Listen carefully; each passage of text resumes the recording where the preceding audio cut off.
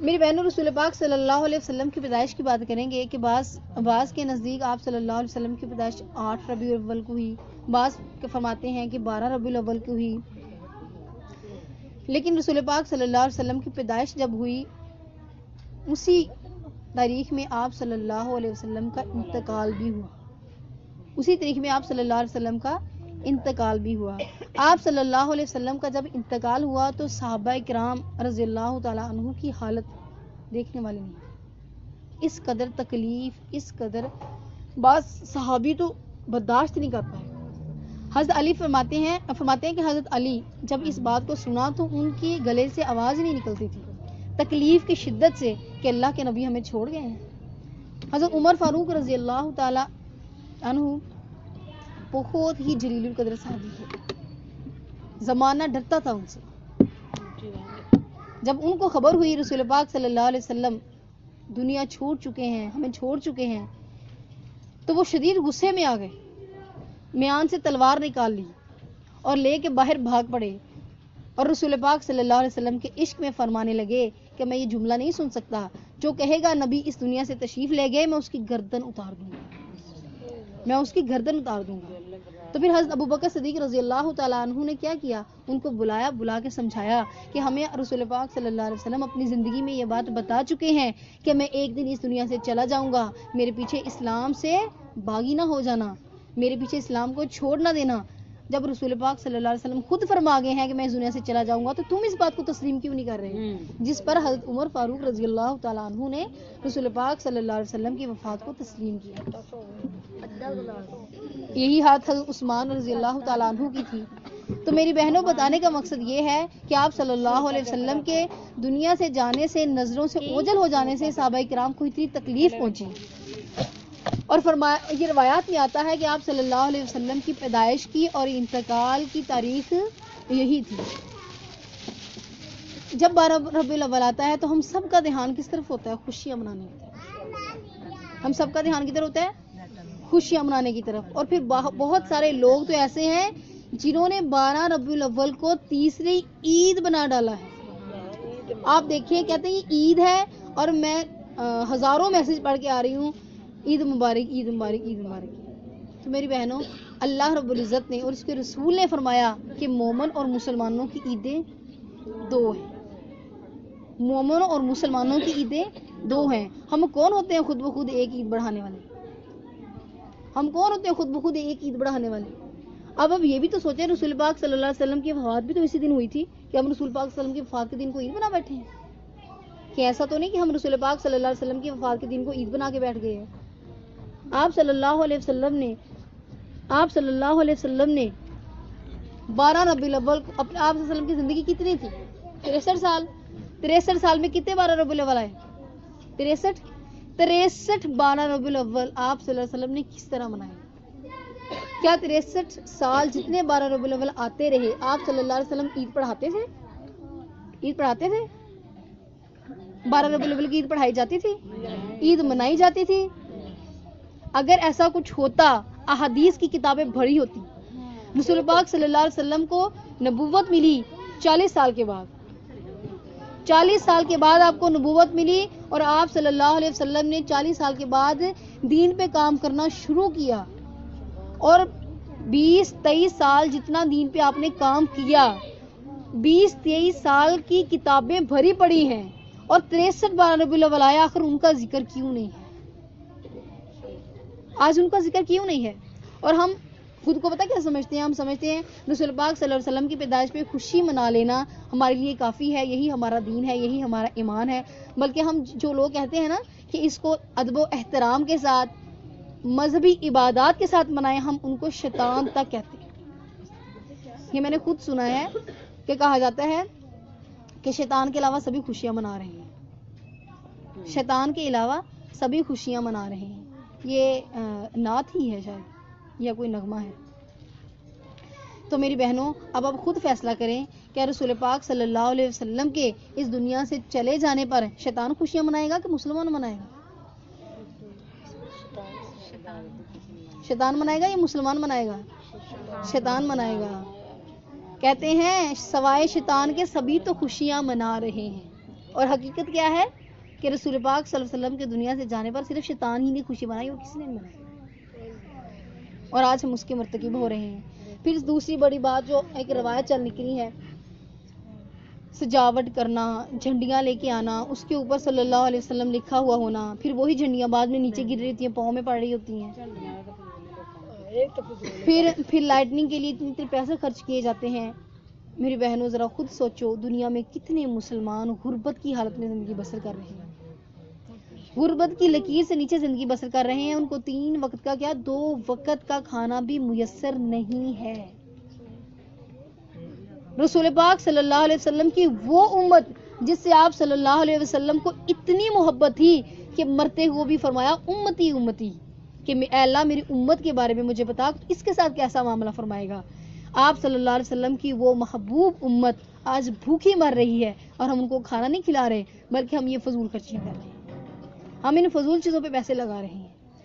خود فیصلہ کریں، خود فیصلہ کریں، ان جھنڈیوں پہ خرچ ہونے پیسے، ان لائٹوں پہ خرچ ہونے والے پیسوں سے اللہ کے نبی خوش ہوگا، یا ان غریب بچوں کے منہ میں کھانا چلا جائے، ان غریب مرد و خواتین کے منہ میں کھانا ڈالنے سے اللہ کا نبی خوش ہوگا؟ اللہ رب العزت کے نبی کی اور اللہ کی خوشی کس چیز میں ہے؟ پھر سب سے بڑی بات ہمارے اعمال۔ رسول پاک صلی اللہ علیہ وسلم کو اللہ رب العزت دنیا میں کیوں بھیجا؟ آپ صلی اللہ علیہ وسلم اللہ رب العزت کے محبوب تھے، جن کو آپ صلی اللہ علیہ وسلم کو اللہ پاک نے اپنے پاس عرش پہ بھی بلایا تھا۔ بالکل بلایا تھا یا نہیں بلایا تھا؟ خواتین رسپانس دیں، بلایا تھا یا نہیں بلایا تھا؟ بلایا تھا، کیونکہ اللہ کے محبوب تھے، اللہ نے اپنے محبوب کو ملنے کے لیے عرش پہ بلایا تھا۔ اور یہاں پہ سوال پیدا ہوتا ہے کہ اللہ رب العزت کو ظاہر محبوب ہر عاشق کو بہت عزیز ہوتا ہے، اللہ رب العزت کو بھی اپنا محبوب یعنی رسول پاک صلی اللہ علیہ وسلم بہت عزیز تھے، تو اللہ پاک نے آپ صلی اللہ علیہ وسلم کو اپنے آپ سے 63 سال جدا کیوں رکھا؟ اپنے محبوب کو 63 سال اپنے سے جدا کیوں رکھا؟ اپنے پاس ہی کیوں نہیں رکھ لیا؟ اس دنیا میں کیوں بھیجا؟ یقیناً کوئی ضروری ہی کام تھا نا، جس کے لیے اللہ تعالیٰ نے اپنے محبوب کی جدائی بھی برداشت کی اور اپنے آپ سے جدا رکھا، اس دنیا میں بھیجا۔ وہ کون سا کام تھا؟ وہ کون سا کام تھا؟ وہ دین کا کام تھا، وہ دین کا کام تھا۔ اس دین کی خاطر اللہ رب العزت نے اپنے محبوب کو اپنے سے علیحدہ رکھا، اس دنیا میں بھیجا۔ اب ہم نے دیکھنا یہ ہے کہ رسول پاک صلی اللہ علیہ وسلم جس مقصد کے لیے اس دنیا میں آئے تھے، جس کام کے لیے آئے تھے، ہم نے وہ کام کتنا کیا ہے۔ یہ ہے ہمارا عشق۔ یہ عشق نہیں ہے جھنڈیاں سجا لی، بازار سجا لیے، جھنڈیاں لگا لی، بتیاں لگا لی تو کہہ دیا ہم عاشق ہیں۔ ہمیں رسول پاک صلی اللہ علیہ وسلم سے عشق ہے۔ ایک سادہ سی مثال سے سمجھاؤں گی۔ مثال کے طور پہ آپ کے گھر میں کوئی مہمان آتا ہے، کسی ضروری کام سے آتا ہے، آپ اس کے آنے کی خوشی میں پورا گھر سجا لو، جھنڈیاں لگا لو، بتیاں لگا لو، جتنی چاہے خوشی کر لو۔ جب مہمان آ جائے، وہ جس مقصد سے آیا اس کا مقصد کو پورا نہ کرو، وہ جس کام سے آیا اس کے کام کو پورا نہ کرو۔ وہ گھر میں آ جائے، اس کو کھانے کا نہ پوچھو، وہ 3 ٹائم بھوکا بیٹھا رہے اور آپ دمالے ڈالتے رہو، جی یہ مہمان ہمارے سامنے آیا، ہمارے گھر میں آیا۔ آپ مجھے بتائیں وہ مہمان خوش ہو جائے گا؟ ہو جائے گا خوش؟ خوشی کس بات میں ہے؟ کچھ بھی نہ کرو، چاہے وہ جس مقصد کے لیے آیا ہے اس کو پورا کر کے بھیجو، وہ خوشی خوشی جائے گا۔ تو میری بہنوں، ہمارے نبی کریم صلی اللہ علیہ وسلم اس دنیا میں جس مقصد کے لیے آئے تھے، اگر ہم اس مقصد کو پورا کریں گے تو ہی ہم سچے عاشق کہلائیں گے۔ صرف جھنڈیاں اور بتیاں لگانے سے کوئی عاشق نہیں بن جاتا۔ آپ کو کوئی اس پہ لاکھوں دلیلیں کیوں نہ دے، میری بہنوں، اگر صرف جھنڈیاں اور بتیاں لگانے سے انسان جنتی ہو جاتا، صرف جھنڈیاں اور بتیاں لگانے سے جنتی ہو جاتا، تو رسول پاک صلی اللہ علیہ وسلم کی اتنے سالوں کی تبلیغ کس کام کی؟ آپ سب نے سنا ہوگا کہ رسول پاک صلی اللہ علیہ وسلم جب طائف کے سفر پہ گئے، وہاں کے سرداروں کو دین کی دعوت دینے کے لیے، تو انہوں نے آپ صلی اللہ علیہ وسلم کے ساتھ کیسا سلوک کیا؟ آپ صلی اللہ علیہ وسلم کو کہنے لگے کہ اللہ کو نبی بنانے کے لیے تم ہی ملے تھے؟ کیا اللہ کو نبی بنانے کے لیے تم ہی ملے تھے؟ اس کے بعد آپ صلی اللہ علیہ وسلم کے پیچھے نوجوانوں کو لگا دیا کہ اس کو پتھروں کے ساتھ مارا جائے۔ ان نوجوانوں نے آپ صلی اللہ علیہ وسلم پر پتھر برسائے۔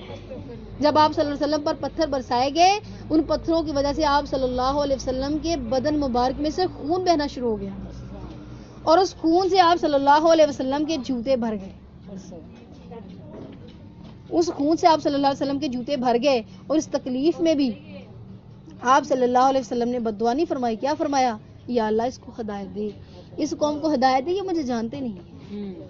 اپنی امت کا عذر سامنے رکھا, یا اللہ میری امت کو میرا پتہ نہیں ہے کہ میں کتنا بڑا خیر خواہ ہوں, اگر یہ مجھے جانتے ہوتے تو میرے ساتھ یہ سلوک نہ کرتے, ان کا قصور نہیں ہے, وہ مجھے جانتے ہی نہیں ہیں.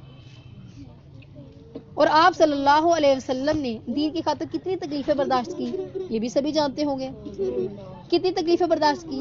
تو میری بہنوں, یہ قرآن اور رسول پاک صلی اللہ علیہ وسلم کی تکلیفیں برداشت کرنا, اللہ رب العزت کا اتنے سالوں میں قرآن پاک نازل کرنا, اگر صرف اور صرف بتیاں جھنڈیاں لگانے سے بخشش ہو جاتی ہے, پھر ان چیزوں کی تو کوئی اہمیت ہی نہیں رہتی.